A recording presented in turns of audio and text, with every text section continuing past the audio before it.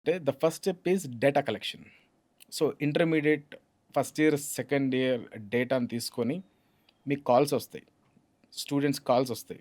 మీరు సెలెక్ట్ అయ్యారని కాల్సొస్తాయి. మీరు అట్లా సెలెక్ట్ అయ్యారు, ఇట్లా సెలెక్ట్ అయ్యారు, పలానా చోటుకి రండి అని వస్తాయి. ఆడకొచ్చిన తర్వాత నెక్స్ట్ గ్యాదరింగ్. వీళ్ళందరిని గ్యాదరింగ్ చేసి పిలిచింది ఒకదాని మీద. మాట్లాడేది. అప్పటిదాకా ఏం చేస్తారు, ఈ పేరెంట్స్ కూడా మా అమ్మాయి దానికి సెలెక్ట్ అయిందంట, దీనికి సెలెక్ట్ అయిందంట, ఫోన్ చేశారు. అది గొప్ప గొప్పలు చెప్పేసుకుంటారు పేరెంట్స్ కూడా.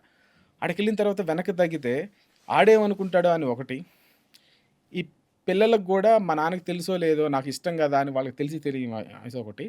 ఇద్దరు అనుకోకుండా ట్రాప్‌లో ఇరుక్కుంటున్నారు.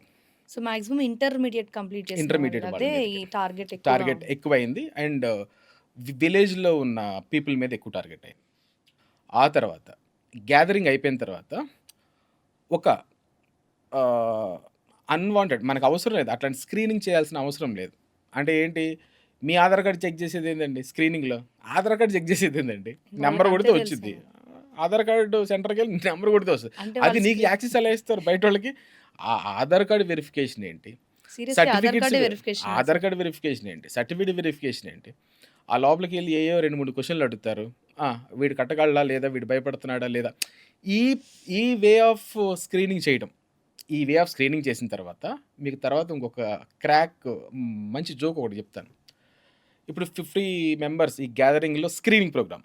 And next step is screening. ఈ స్క్రీనింగ్ చేసిన తర్వాత ఆన్ డిమాండెడ్ ఫీజ్ కలెక్షన్స్. అప్పటికప్పుడు ఫీజ్ హ్మ్. కలెక్షన్స్ చేసేసి వీళ్ళందరికీ పలానా రోజు నుంచి క్లాసులు స్టార్ట్ అవుతాయని చెప్తారు. అందరూ వెళ్ళిపోతారు. ఓకే. వెళ్ళిపోయిన తర్వాత వీళ్ళందరికీ తెలియని ఇంకొక విషయం ఏంటంటే, ఇప్పుడు ఎవరైతే 50% మెంబర్స్‌ని అక్కడి నుంచి పంపించేసారో మీరు రిజెక్ట్ అయ్యారని, రేపటి నుంచి వాళ్ళందరికి ఫోన్‌లెళ్తాయి.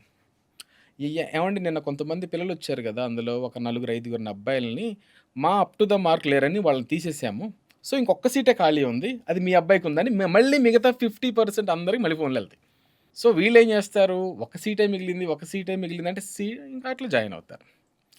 జాయిన్ అయిన తర్వాత గూడా ఈ స్కామ్స్ ఎక్కువ అండి విజయవాడ, వైజాగ్, హైదరాబాద్‌లో అండి. అసలు ఏ అసలు ఎన్ని కాల్స్ వస్తాయో అంటున్నారు. ఏవండీ మేమిట్లా పలానా వాళ్ళు ఫోన్ చేశారు, మమ్మల్ని రమ్మంటున్నారు అనంటే ఒకటి మీరొక ఏవియేషన్ కాలేజీలో జాయిన్ అవ్వాలి అనుకుంటున్నారు. అంతే గదా! హ్మ్. మీరు ఏవియేషన్ చదవాలనుకుంటున్నారు. అంతే గదా! అదొక్క ఆశతోనే ఇదంతా బిజినెస్ నడుస్తోంది.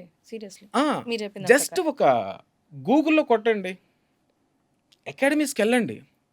10 మంది 10 చోట్ల తిరగండి. 10 మంది స్టూడెంట్స్‌ని అక్కడున్న స్టూడెంట్స్‌ని అడగండి.